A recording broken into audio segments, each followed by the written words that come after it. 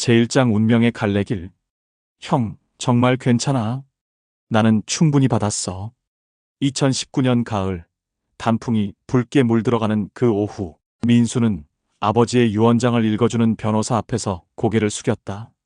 아버지의 모든 재산 강남의 아파트 한 채, 은행, 예금 8억, 그리고 작은 상가 건물까지 모든 것이 형 민호에게 돌아갔다. 쌍둥이로 태어났지만 단 3분의 차이로 동생이 된 자신에게는 한 푼도 남겨지지 않았다. 변호사는 당황한 표정으로 민수를 바라봤다. 민수 씨, 이의를 제기하실 수 있습니다. 법적으로는 아닙니다. 민수는 손을 저었다.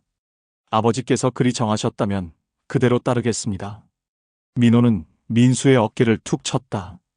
야, 민수야. 미안하다. 아버지가 워낙 옛날 사람이라서 장남이 모든 걸 물려받아야 한다고 생각하셨나 봐. 형이 미안해할 일 아니야. 나는 내 손으로 살아가면 되니깐. 그날 저녁 민수는 아내 순이와 함께 조용한 저녁 식사를 했다. 순이는 한마디 불평도 없이 된장찌개를 끓여주었다. 48배 그녀 얼굴에는 세월의 흔적이 깊게 패여 있었지만 여전히 남편을 바라보는 눈빛은 따뜻했다. 여보, 후회하지 않아요? 순이가 조심스럽게 물었다. 후회는 무슨? 우리 둘이면 충분하잖아. 민수는 미소를 지었다. 하지만 그의 가슴 깊숙한 곳에서는 작은 바늘이 콕콕 찌르는 듯한 아픔이 있었다. 어린 시절부터 항상 형의 그늘에 가려져 살아온 자신의 인생이 이렇게 마무리되는 것인가 싶어서. 민수와 민호는 어릴 때부터 모든 것이 달랐다. 같은 날 태어났지만 민호는 울음소리부터 컸고 민수는 작고 여린 소리를 냈다. 학교에서도 민호는 반장을 하고 운동도 잘했지만 민수는 조용히 책을 읽는 아이였다. 부모님의 사랑도 자연스럽게 활발한 민호에게 더 많이 향했다. 민수야, 너는 동생이니까 형을 잘 따라야 한다. 아버지가 늘 하시던 말씀이었다. 대학교도 민호는 명문대 경영학과에, 민수는 지방국립대 국문학과에 진학했다. 민호는 졸업 후 곧바로 사업을 시작했고 민수는 작은 출판사에 취직해 성실하게 직장 생활을 했다. 결혼도 민호가 먼저 화려하게 치렀지만 이혼을 했고 민수는 소박하지만 순이와 평생을 함께하기로 약속했다. 그런데 2020년 봄 모든 것이 달라지기 시작했다. 여보, 가슴이 아파요? 어느 날 밤 민수는 갑작스러운 가슴 통증에 잠에서 깨어났다. 숨이 제대로 쉬어지지 않았고 식은땀이 등줄기를 타고 흘렸다. 순이는 재빨리 옷을 챙겨 입으며 119에 전화를 걸었다. 여보, 괜찮을 거예요. 괜찮을 거예요. 그녀의 목소리는 떨리고 있었다. 응급실에서 의사가 내린 진단은 심각했다. 급성 심근경색입니다. 즉시 수술을 해야 합니다. 수술실 앞에서 기다리는 순이의 손은 하얗게 떨리고 있었다. 민호도 달려와 함께 기다렸다. 민수 그놈 맨날 조용하더니 이런 큰 병을 키우고 있었네. 민호의 목소리에도 걱정이 배어 있었다. 6시간의 대수술 끝에 민수는 가까스로 목숨을 건졌다. 하지만 의사의 설명은 냉정했다. 다행히 수술은 성공했지만 앞으로 무리한 활동은 피하셔야 합니다. 특히 스트레스나 과로는 절대 금물이고요. 그럼 직장은? 순이가 떨리는 목소리로 물었다. 현재 상태로는 일반적인 직장 생활은 어려울 것 같습니다. 안정을 취하시면서 가벼운 활동 정도만 하시는 게 좋겠어요. 그날 밤 병실에서 민수는 천장을 바라보며 생각에 잠겼다. 25해 동안 성실히 다닌 출판사를 그만둬야 한다는 현실이 서서히 가슴에 스며들었다. 그동안 모아둔 적금과 퇴직금으로는 앞으로의 생활이 막막했다. 형이 도와주겠지라고 은근히 기대를 했다. 민호가 병문안을 오며 말했다. 걱정하지 말고 일단 몸부터 회복해. 하지만 민수는 고개를 저었다. 고맙지만 형도 사업이 있잖아. 나는 내가 할 수 있는 일을 찾아볼게. 그때 민수는 몰랐다. 이 결정이 자신의 인생에서 가장 큰 시련이자 동시에 가장 큰 전환점이 될 거라는 것을, 그리고 진정한 형제애가 무엇인지, 자신의 존재 가치가 무엇인지를 깨닫게 될 거라는 것을 말이다. 병실 창문으로 보이는 하늘에 별들이 하나둘 떠오르고 있었다. 민수는 그 별들을 바라보며 조용히 다짐했다. 다시 시작하자. 이번엔 내가 주인공인 인생을 살아보자. 제2장 새로운 시작의 무게. 퇴원 후 한 달이 지났을 때 민수는 현실의 벽에 부딪혔다. 집안에만 있으니 답답함이 몰려왔고 순이 혼자 생계를 책임지는 것도 마음이 무거웠다. 순이는 아르바이트를 늘려가며 살림을 꾸려나갔지만 의료비와 생활비는 계속 늘어만 갔다. 여보, 내가 할 수 있는 일을 찾아봐야겠어. 민수가 순이에게 말했다. 몸이 먼저예요. 의사 선생님이 뭐라고 하셨어요? 순이는 걱정스러운 표정이었다. 가벼운 일은 괜찮다고 했어. 너무 집에만 있으니까 오히려 우울해지려고 해. 그때 민호에게서 전화가 왔다. 민수야, 나 잠깐 만날 수 있겠니? 할 말이 있어서. 민호는 자신이 운영하는 미성식당에서 민수를 기다리고 있었다. 강남역 근처에 제법 큰 규모의 한식당이었다. 점심시간이라 손님들로 북적였다. 와, 형. 장사 정말 잘 되구나. 민수가 감탄했다. 그럭저럭 먹고 살만해. 민호는 겸손하게 웃었다. 민수야, 사실은 말이야. 내가 여기서 일해보는 게 어떨까 해서. 민수는 놀란 표정을 지었다. 여기서? 응.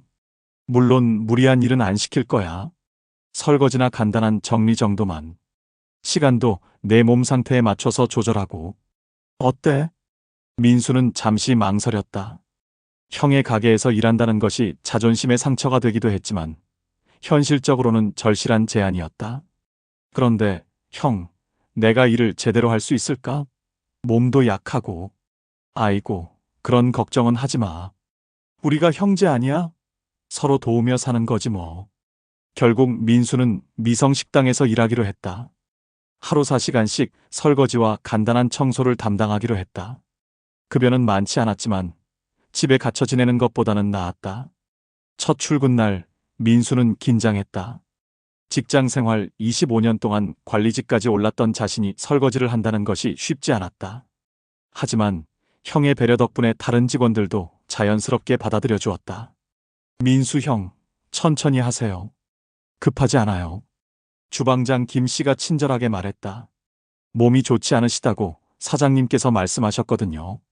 설거지는 생각보다 단조로운 일이었다. 뜨거운 물에 그릇을 담그고 닦고 헹구는 일의 반복. 하지만 민수에게는 오히려 마음이 차분해지는 시간이었다.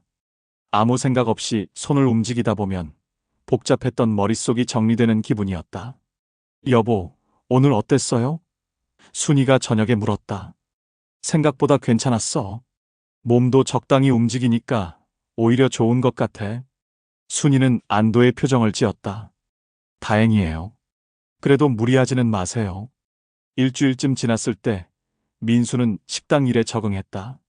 설거지뿐만 아니라 홀 청소, 테이블 정리까지 자연스럽게 맡게 되었다. 손님들도 그의 성실한 모습을 보며 호감을 표했다. 저분 참 성실하시네. 한 단골 손님이 민호에게 말했다.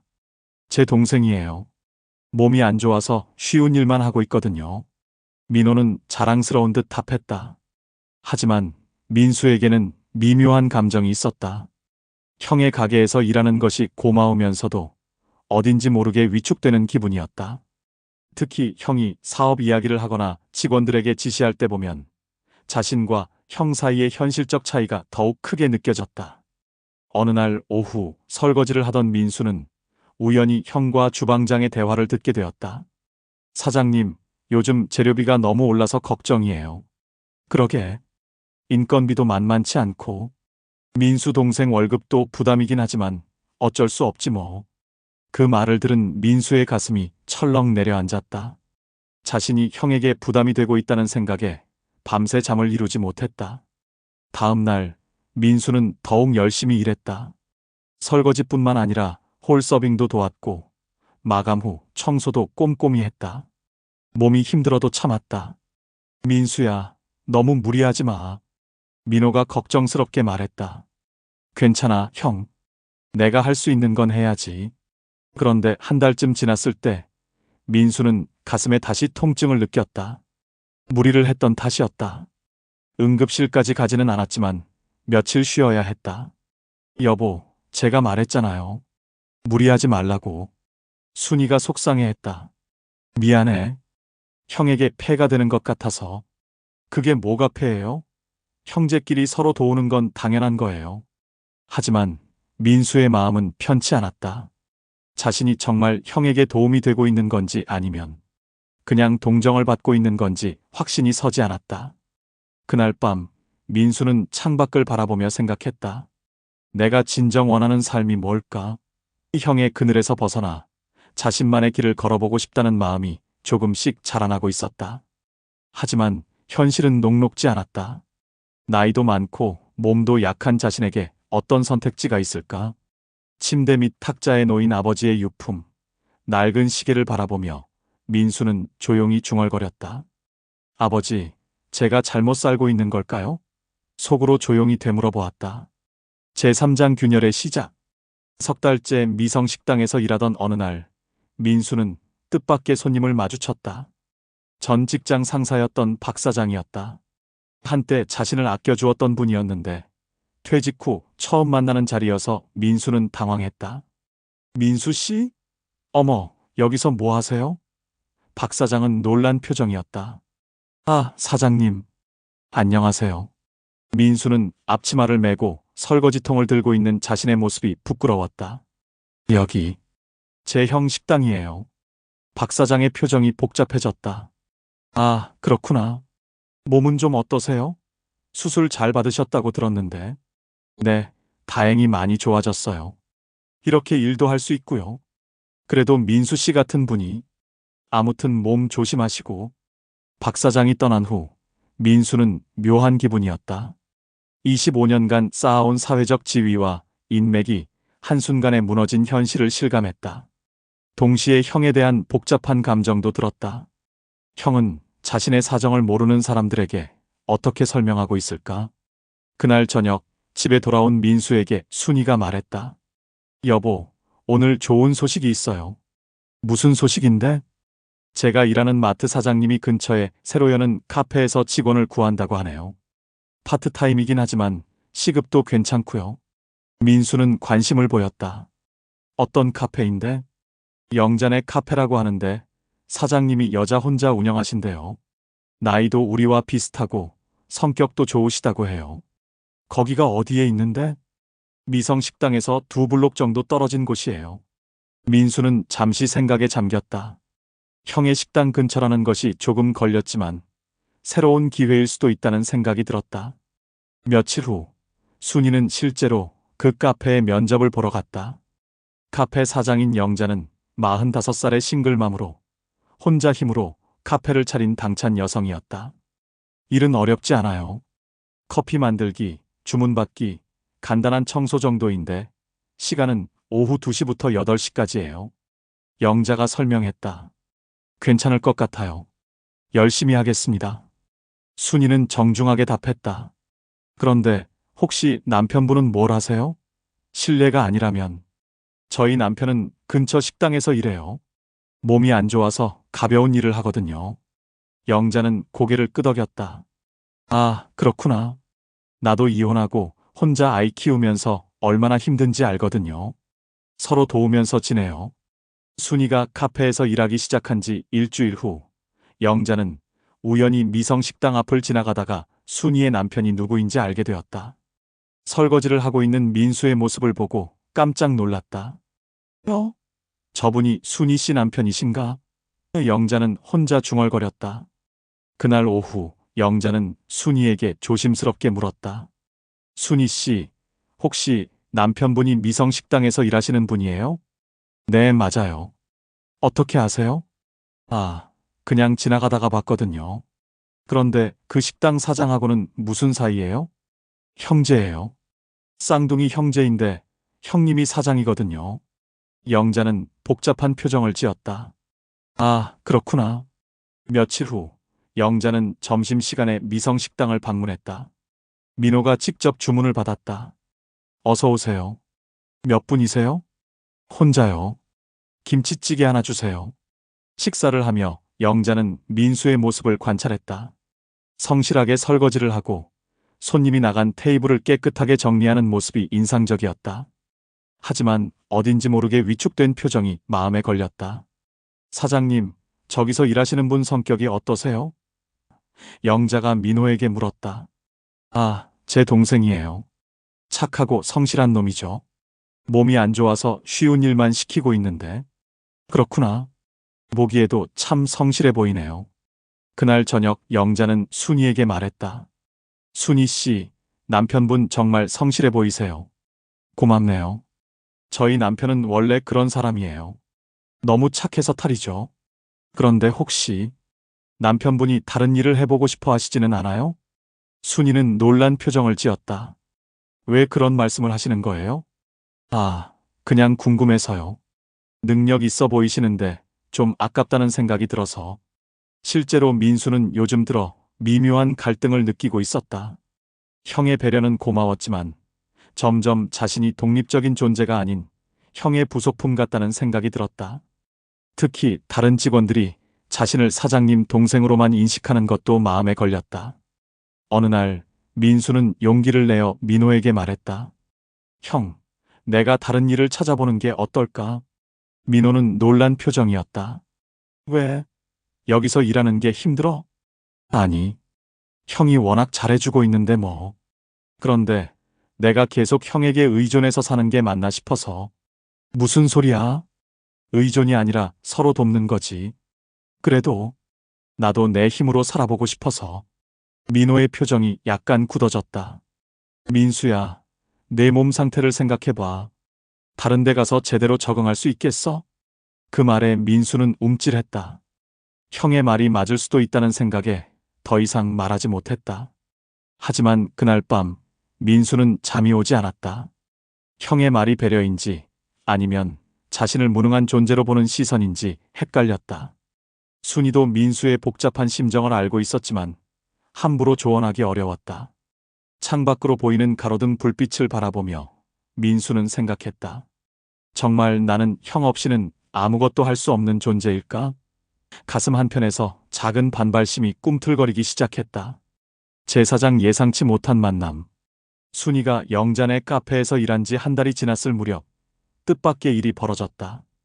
어느 토요일 오후 영자는 순이에게 제안했다. 순이 씨, 내일이 일요일이니까 남편분도 모시고 우리 카페에 놀러 오세요. 커피 한 잔 대접하고 싶어요. 순이는 조금 망설였다. 괜찮을까요? 민폐가 될 것 같은데. 무슨 민폐예요? 나도 순이 씨 남편분이 어떤 분인지 궁금하거든요. 다음 날 오후 민수와 순이는 영자네 카페를 방문했다. 작지만 아늑한 인테리어의 카페였고 영자는 정성스럽게 커피를 내려주었다. 안녕하세요. 순이 씨한테 이야기 많이 들었어요. 영자가 따뜻하게 인사했다. 안녕하세요. 저희 아내가 신세를 많이 지고 있습니다. 민수는 정중하게 인사를 받았다. 영자는 민수를 자세히 관찰했다. 순이가 말한 대로 조용하고 온화한 인상이었지만 어딘지 모르게 깊은 그림자가 드리워져 있었다. 특히 자신을 소개할 때 순이 씨 남편이라고 하는 것이 인상적이었다. 커피 맛이 어떠세요? 영자가 물었다. 정말 맛있어요. 손님들이 많이 찾으실 것 같은데요? 민수가 답했다. 아직 오픈한 지 얼마 안 돼서 단골 손님들이 생기는 중이에요. 그런데 민수 씨는 원래 어떤 일을 하셨어요? 민수는 잠시 머뭇거렸다. 출판사에서 일했었는데 몸이 안 좋아져서 그만두게 됐어요. 그렇구나. 그럼 지금은 쉬고 계시는 거예요? 아니요. 형님 식당에서 간단한 일을 도와드리고 있어요. 영자는 민수의 표정이 어두워지는 것을 놓치지 않았다.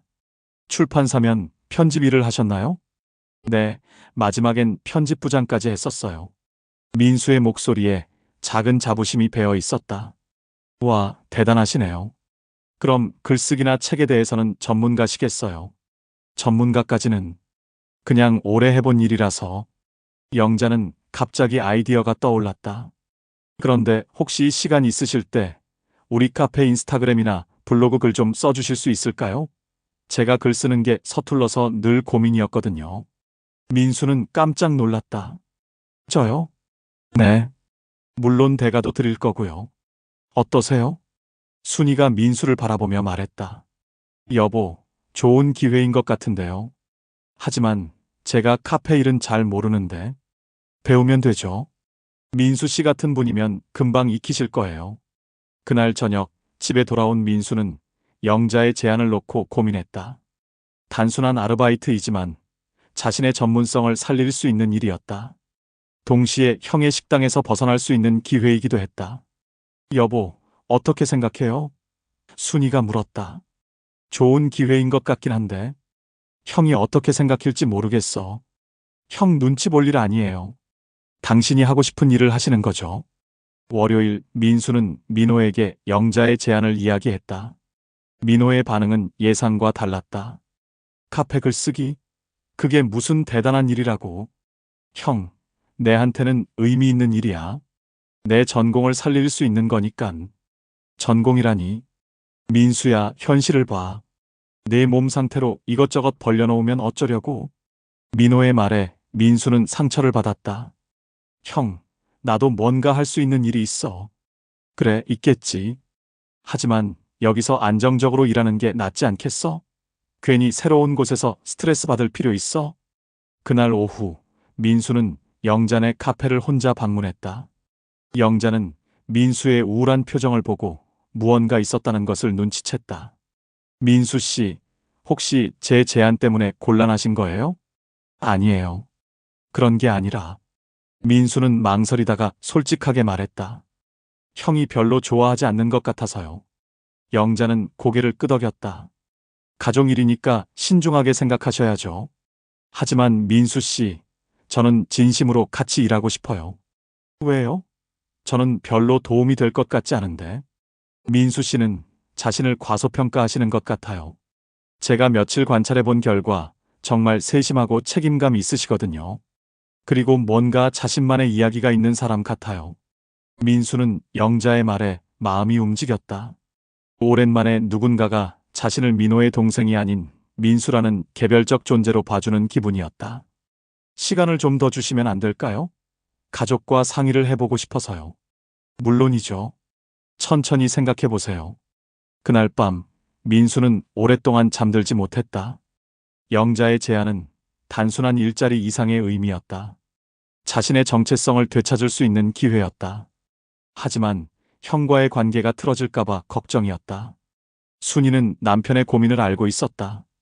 여보, 제가 생각하기에는 영자 씨 제안이 좋은 것 같아요.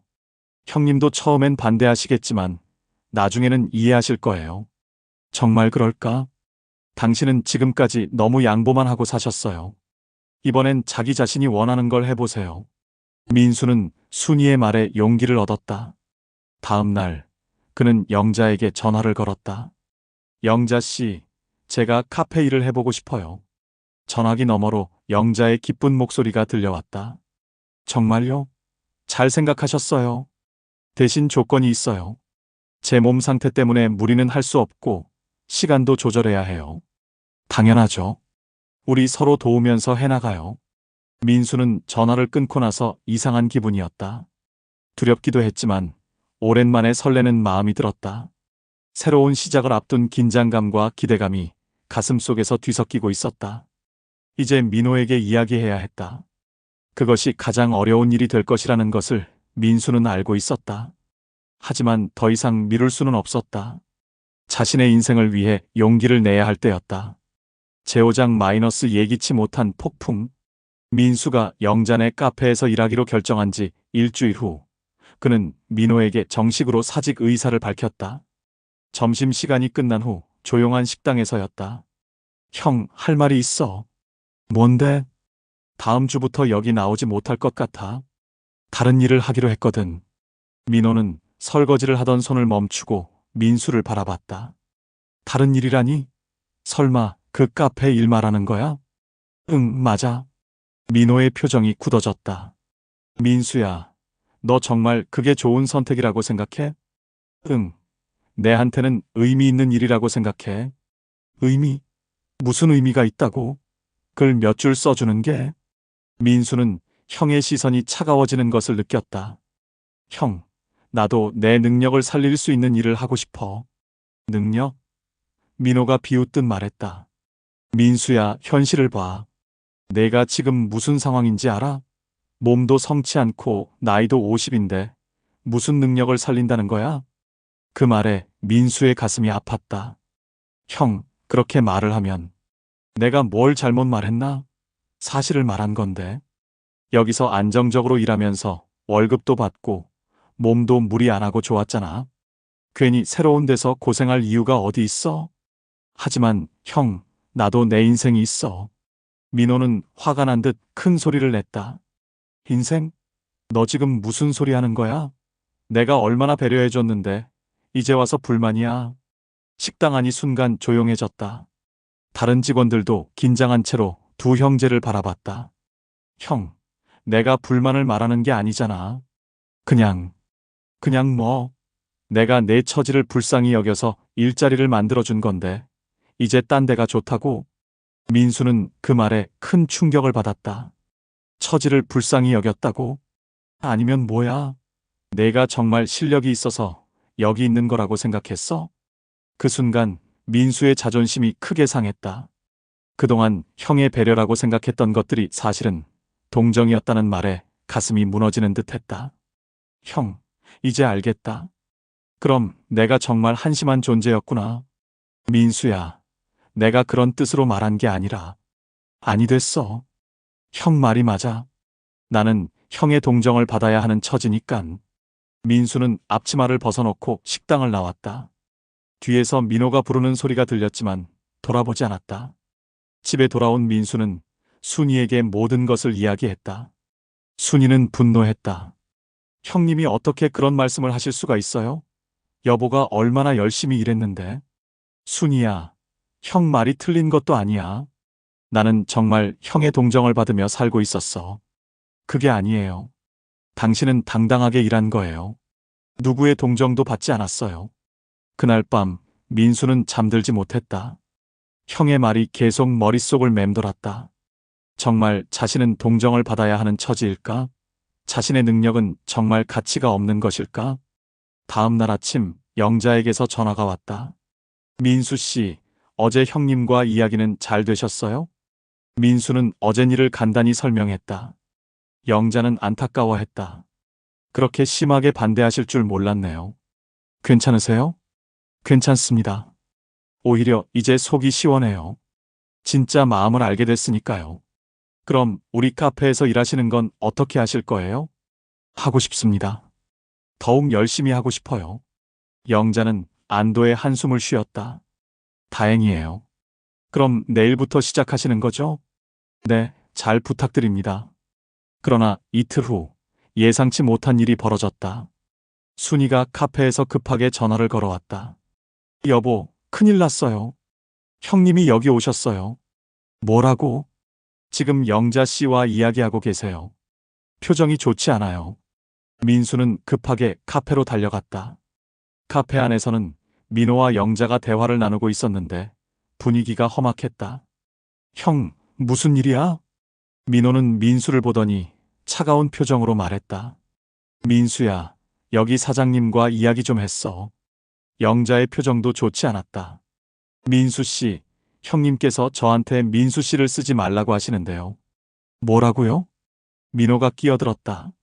민수야, 내가 여기서 일하면 우리 식당 영업에 지장이 있다고 했어. 같은 동네에서 경쟁업체가 되는 거잖아. 영자는 어이없다는 표정이었다. 경쟁업체? 우리는 카페고 거기는 식당이잖아. 카페든 식당이든 음식업계는 마찬가지야. 그리고 내 동생이 경쟁업체에서 일한다는 게 말이 돼? 민수는 형의 논리에 할 말을 잃었다. 이건 정당한 이유가 아니라 그냥 자신을 괴롭히려는 것 같았다. 형, 그건 너무 억지 아니야? 억지? 내가 억지를 부린다고? 내가 내 처지를 생각해서 하는 말인데? 영자가 나섰다. 사장님, 죄송하지만 저는 민수 씨와 계약을 했습니다.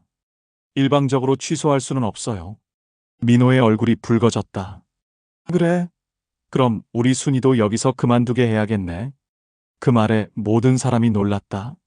순이는 창백해졌고 영자도 당황했다. 형, 그건 너무 심하지 않아? 민수가 항의했다. 심해? 내가 뭘 심하게 한다고? 가족끼리 이렇게 갈라서는 게 좋아? 영자는 분노했다. 사장님, 이건 협박이에요. 순희 씨는 아무 잘못이 없는데 왜 피해를 줘야 해요? 협박이라고? 내가 언제 협박했어? 그냥 우리 가족 일이니까 정리하자는 거지. 그 순간 민수는 깨달았다. 형이 정말로 자신을 통제하려 한다는 것을, 자신의 선택권을 인정하지 않으려 한다는 것을. 형, 민수가 조용히 말했다. 정말 이렇게까지 해야 돼? 뭐가 이렇게까지야? 가족이 화목하게 지내자는 건데. 이게 화목한 거야? 내 선택을 인정하지 않는 게? 민호는 잠시 말이 없었다. 그리고 마지막으로 차가운 말을 던졌다. 민수야, 내가 선택할 수 있는 건 많지 않아. 현실을 받아들여. 그 말과 함께 민호는 카페를 나갔다. 뒤에 남은 세 사람은 한동안 말이 없었다.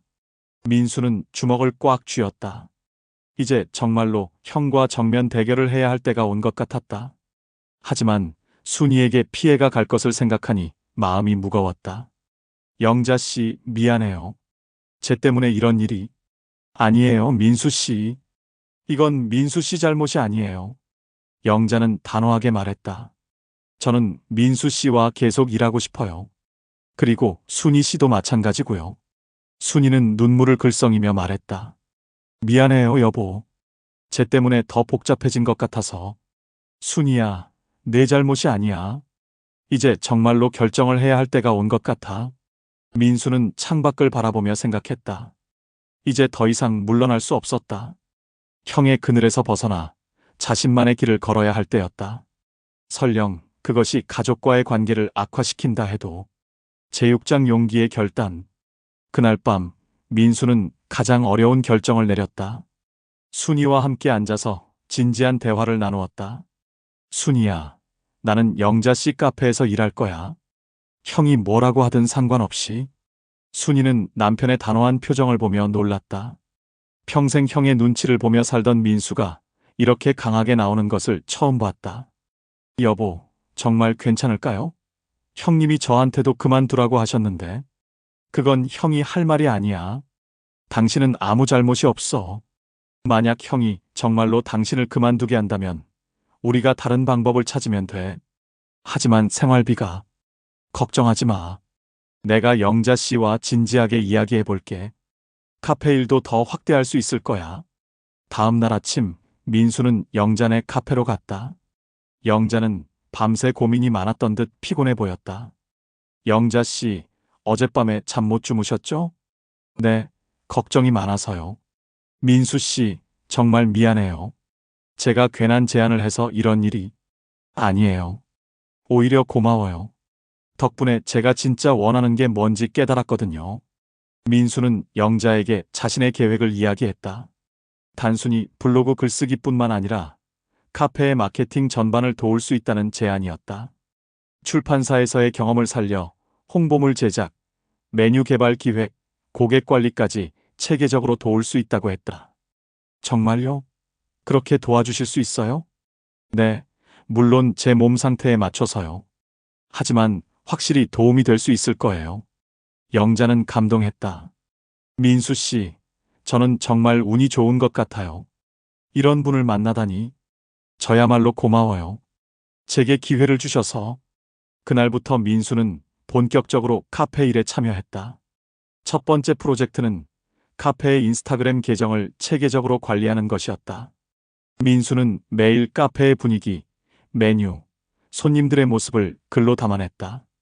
오늘의 커피 한 잔에는 어떤 이야기가 담겨 있을까요? 영자네 카페에서 만나는 사람들은 모두 각자의 삶의 무게를 지고 있습니다. 잠시 내려놓고 가시길. 따뜻한 커피 한 잔과 함께. 민수가 쓴 글들은 단순한 홍보글과는 달랐다. 삶의 깊이가 느껴지는 글들이었고 카페를 방문하는 사람들의 마음을 어루만져주는 내용들이었다. 일주일 후 카페의 인스타그램 팔로워가 눈에 띄게 늘어났다.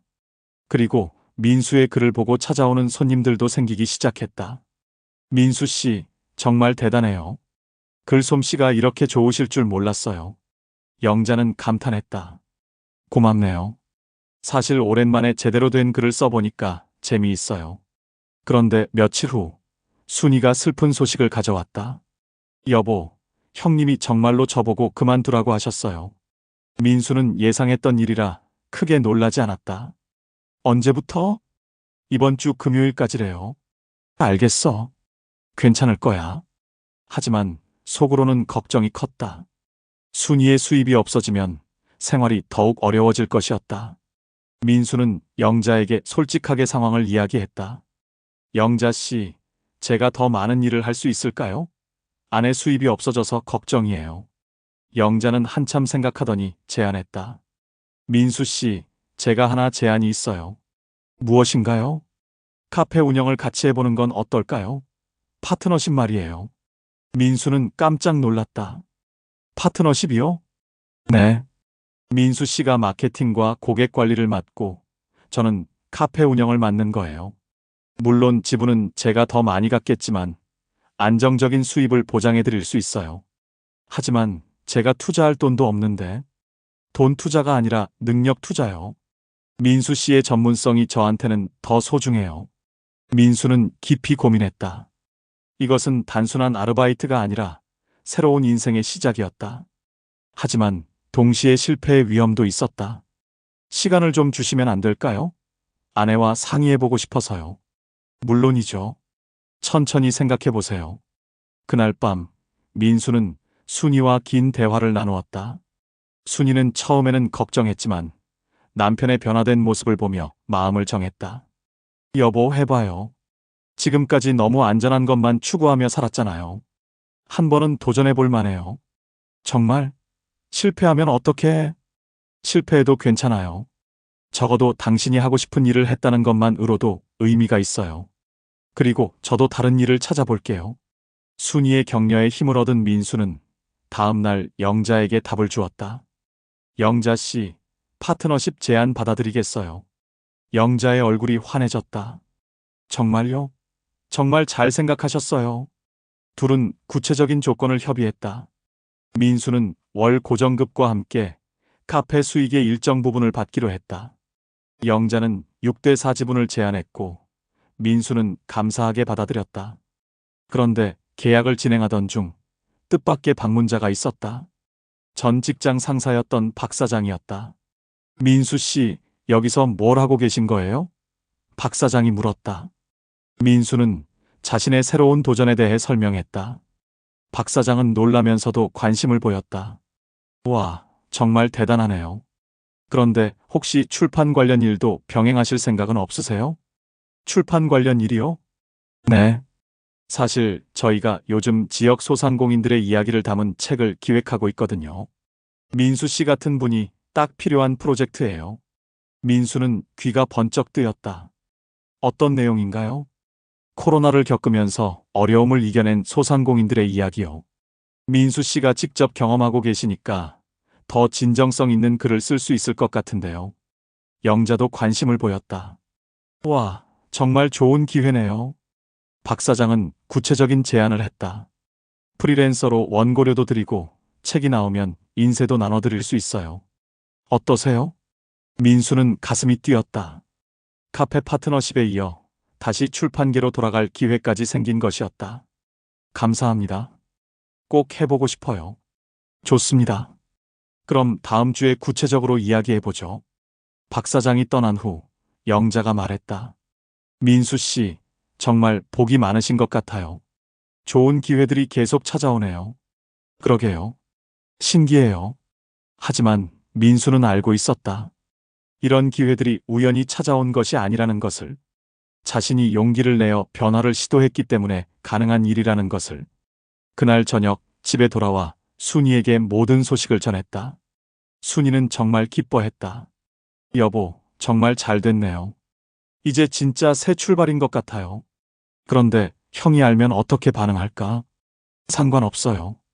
이제 형님 눈치 보지 말고 여보 인생을 사세요. 하지만 민수의 마음 한편에는 여전히 형에 대한 미안함이 있었다. 아무리 서운한 일이 있었다 해도 평생을 함께한 형제였다. 언젠가는 화해할 수 있을 거라는 희망을 품고 있었다. 며칠 후 민수의 새로운 도전이 동네에 소문이 났다. 그리고 그 소문이 민호에게도 전해졌다. 민호는 복잡한 심정이었다. 동생이 자신보다 더 좋은 기회를 잡은 것 같아서 묘한 질투심도 들었고, 동시에 자신이 너무 심하게 대했다는 후회도 들었다. 사장님, 동생분이 카페 파트너까지 되셨다면서요? 주방장이 물었다. 그런 것 같더라. 대단하시네요. 그런데 사장님은 괜찮으세요? 동생분과 관계가. 민호는 대답하지 않았다. 사실 그도 민수에게 연락하고 싶었지만 자존심 때문에 쉽게 내키지 않았다. 한편 민수는 새로운 일에 완전히 몰두했다. 카페 운영은 생각보다 재미있었고 출판 프로젝트도 순조롭게 진행되었다. 무엇보다 자신이 진정으로 원하는 일을 하고 있다는 만족감이 컸다. 민수 씨, 요즘 표정이 정말 밝아지셨어요. 영자가 말했다. 그런가요? 네. 처음 봤을 때와는 완전히 다른 사람 같아요. 자신감이 넘쳐요.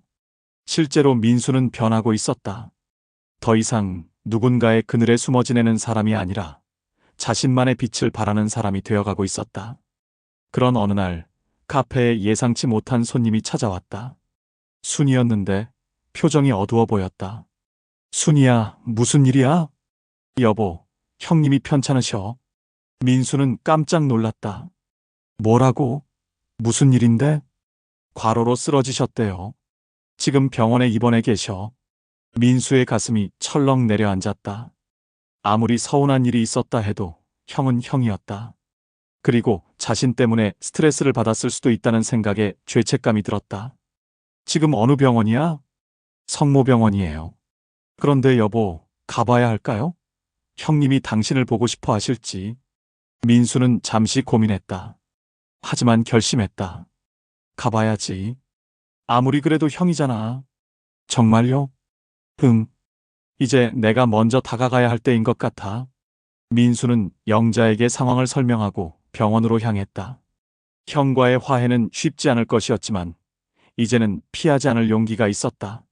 자신의 길을 찾은 지금 형과도 새로운 관계를 만들어갈 수 있을 거라는 희망을 품었다.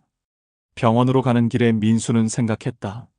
형, 이제 우리 진짜 형제가 되어보자. 누가 위고 누가 아래가 아니라 서로를 인정하는 진짜 형제로. 제7장 새로운 시작. 성모병원 307호실 문 앞에 서서 민수는 한동안 망설였다. 며칠 전까지만 해도 차가운 말을 주고받았던 형을 만나는 것이 쉽지 않았다. 하지만 깊게 숨을 들이쉬고 문을 두드렸다. 들어오세요. 병실 안에서 들려온 목소리는 평소보다 많이 약해져 있었다. 민수가 들어서자 침대에 누워있던 민호는 깜짝 놀라는 표정을 지었다. 민수야, 내가 왜 여기에? 형, 몸은 좀 어때? 민수는 조심스럽게 물었다. 민호는 잠시 말없이 동생을 바라봤다. 그의 눈가가 촉촉해졌다. 과로래. 별거 아니야. 별거 아니긴. 쓰러졌다면서. 민수는 병상 옆 의자에 앉았다. 형의 얼굴은 많이 여위어 있었고 평소의 당당한 모습과는 거리가 멀었다. 민수야, 미안하다. 민호가 먼저 입을 열었다. 형, 내가 너무 심하게 말했어. 내가 하고 싶은 일하는 걸 막을 권리가 나한테 없는데. 민수는 가슴이 뭉클해졌다. 형도 힘들었을 거야. 사업하느라. 힘들기야 하지만 그게 너한테 화낼 이유는 아니었지. 민호는 천천히 일어나 앉았다. 사실은 말이야, 나도 모르게 질투가 났나 봐. 질투? 응. 넌 새로운 일을 시작하고 사람들한테 인정받고 나는 그냥 식당만 지키고 있는데. 민수는 의외였다. 성공한 사업가인 형이 자신을 질투했다니. 형은 이미 성공했잖아. 성공? 그냥 돈 벌고 먹고 사는 거지 뭔 성공이야. 넌 진짜 의미 있는 일을 하고 있잖아. 민수는 형의 진심을 느꼈다. 형, 우리 이제 경쟁하지 말자. 서로 다른 길을 가는 거니까. 맞아. 내가 바보 같았어. 민호가 민수의 손을 잡았다. 민수야, 카페 일 잘 되고 있다며? 소문 들었어. 응, 다행히 잘 되고 있어.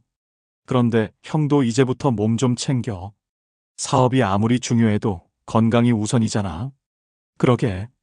요즘 너무 무리했나 봐. 민호는 쓴웃음을 지었다. 그런데 재수 씨는 어떻게 됐어? 내가 그만두라고 했는데. 순이는 괜찮아. 이제 카페에서 나랑 같이 일해. 다행이다. 내가 괜한 심술을 부렸어. 둘은 한동안 조용히 앉아 있었다. 50년간 쌓인 오해와 갈등이 서서히 녹아내리는 시간이었다. 형, 사실 내가 말하고 싶은 제안이 있어. 뭔데?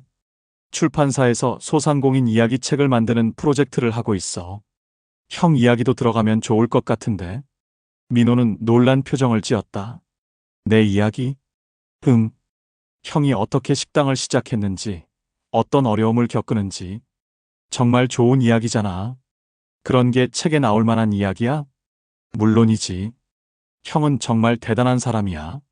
내가 이제야 제대로 깨달았어. 민호의 눈에 눈물이 고였다. 민수야, 고마워. 내가 이렇게 생각해주다니. 당연한 거잖아. 우리는 형제잖아. 그때 병실 문이 열리며 순이와 영자가 들어왔다. 둘 다 과일 바구니를 들고 있었다. 아주버니, 안녕하세요. 괜찮으세요? 순이가 걱정스럽게 물었다. 네, 재수씨. 많이 좋아졌어요. 그런데 이분은? 안녕하세요. 영자네 카페 사장 영자예요. 영자가 정중하게 인사했다. 민호는 영자를 보며 복잡한 표정을 지었다. 아, 그 카페 사장님이시구나. 죄송합니다. 제가 너무 무례하게 굴었죠? 아니에요. 가족 간의 일이니까 이해해요. 그래도 죄송해요. 혹시 시간 되시면 제 식당에도 한번 오세요. 맛있는 거 대접해 드릴게요. 영자는 미소를 지었다. 네, 꼭 가볼게요. 며칠 후 민호가 퇴원하면서 형제의 관계는 완전히 새로워졌다. 민호는 먼저 영자네 카페를 방문해서 정중하게 사과했고 민수와 영자의 파트너십을 진심으로 축하해줬다. 민수야, 정말 잘한 것 같아. 여기 분위기도 좋고 커피도 맛있고. 고마워, 형. 그런데 혹시 우리 식당 메뉴 좀 업그레이드 해줄 수 있을까? 내가 마케팅 전문가잖아. 민수는 웃었다. 물론이지. 형제끼리 도와야지. 그렇게 두 형제는 각자의 사업을 하면서도 서로 협력하는 새로운 관계를 만들어갔다. 민수는 형의 식당 마케팅을 도와주고 민호는 카페에 필요한 식자재를 좋은 조건으로 공급해 주었다. 몇 달 후 민수가 기획한 소상공인 이야기 책이 출간되었다. 민호의 이야기도 한 챕터를 차지했고 민수 자신의 이야기도 들어갔다. 책은 예상보다 큰 반향을 일으켰다. 여보, 인터뷰 요청이 또 들어왔어요. 순이가 신문을 들고 와서 말했다. 정말? 이렇게 관심을 가져주실 줄 몰랐네. 영자가 웃으며 말했다. 민수 씨가 유명인이 되셨어요. 우리 카페도 덕분에 손님이 더 늘었고요. 실제로 영자네 카페는 이제 동네 명소가 되었다. 민수가 쓴 감성적인 글들과 따뜻한 분위기 때문에 멀리서도 찾아오는 사람들이 많았다. 아저씨, 사인 좀 해주세요. 어느 날 젊은 손님이 민수에게 책을 내밀었다. 민수는 여전히 어색해했지만 성의껏 사인을 해주었다. 예전에는 상상도 못했던 일이었다. 그해 겨울, 민수와 순이는 작은 파티를 열었다. 영자와 민호, 그리고 박 사장까지 초대했다. 건배. 모두가 잔을 들었다. 이번 해는 정말 많은 일이 있었네요. 민수가 말했다. 좋은 일만 있었잖아요. 순이가 웃었다. 민호가 동생을 바라보며 말했다. 민수야, 너 정말 대단해졌어. 이제 내가 내 자랑스러운 형이 아니라 내가 내 자랑스러운 동생이야. 형, 우리 이제 그냥 자랑스러운 형제가 되었어. 영자가 박수를 쳤다. 정말 아름다운 형제네요. 그날 밤 집에 돌아온 민수는 창밖을 바라보며 지난 일들을 돌이켜봤다. 심장 수술로 시작된 인생의 전환점, 형과의 갈등, 그리고 새로운 도전. 모든 것이 지금의 자신을 만든 소중한 경험이었다. 여보, 뭘 그렇게 보고 있어요? 순이가 물었다. 그냥 별을 보고 있었어. 예전에는 저 별들이 그냥 머나먼 존재 같았는데 지금은 뭔가 친근하게 느껴져. 왜요? 나도 이제 제자리에서 빛나고 있으니깐. 순이는 남편의 어깨에 기대며 말했다. 맞아요. 당신은 정말 빛나고 있어요. 민수는 순이의 손을 잡았다. 고마워. 항상 내 편에서 지켜봐 줬어. 당연한 거죠. 우리 평생 함께 할 거잖아요. 그렇게 민수의 인생 2막이 시작되었다. 더 이상 누군가의 그늘에 숨어 지내는 사람이 아니라 자신만의 빛으로 세상을 밝히는 사람으로, 형과의 관계도 진정한 형제로 회복되었고 사랑하는 아내와 함께 새로운 꿈을 키워나가고 있었다. 몇 년 후 영잔의 카페는 성공적으로 체인점까지 확장되었고 민수는 베스트셀러 작가가 되었다. 민호의 식당도 유명한 맛집이 되어 늘 손님들로 북적였다. 하지만 무엇보다 소중한 것은 서로를 이해하고 존중하게 된 형제의 마음이었다. 민수는 이제 확신했다. 인생에서 가장 중요한 것은 성공이나 부가 아니라 자신의 가치를 믿고 끝까지 포기하지 않는 용기라는 것을. 그리고 진정한 형제란 서로를 비교하거나 경쟁하는 것이 아니라 각자의 길을 인정하고 응원해주는 것이라는 진리도 깨달았다. 어느 봄날 오후, 민수는 카페 테라스에 앉아 새로운 원고를 쓰고 있었다. 제목은 형제의 그늘을 벗어나 찾은 나만의 빛이었다. 자신의 이야기를 통해 누군가에게 용기를 줄 수 있기를 바라는 마음으로. 벚꽃이 흩날리는 봄바람이 민수의 얼굴을 스쳐 지나갔다. 그는 미소를 지으며 펜을 움직였다. 인생의 새로운 장을 써내려가는 기분으로. 에피로그. 그로부터 5년 후, 민수는 자신의 이야기를 바탕으로 한 소설이 드라마로 제작된다는 소식을 들었다. 제목은 형제의 그늘이었다. 여보, 우리 이야기가 드라마가 된대요. 순이가 기뻐하며 말했다. 정말? 신기하네. 형님도 엄청 좋아하시던데요. 본인 역할은 누가 맡을지 벌써부터 궁금하시대요. 민수는 웃었다. 자신의 평범했던 인생이 이렇게 많은 사람들에게 감동을 줄 줄은 꿈에도 몰랐다. 하지만 그는 알고 있었다.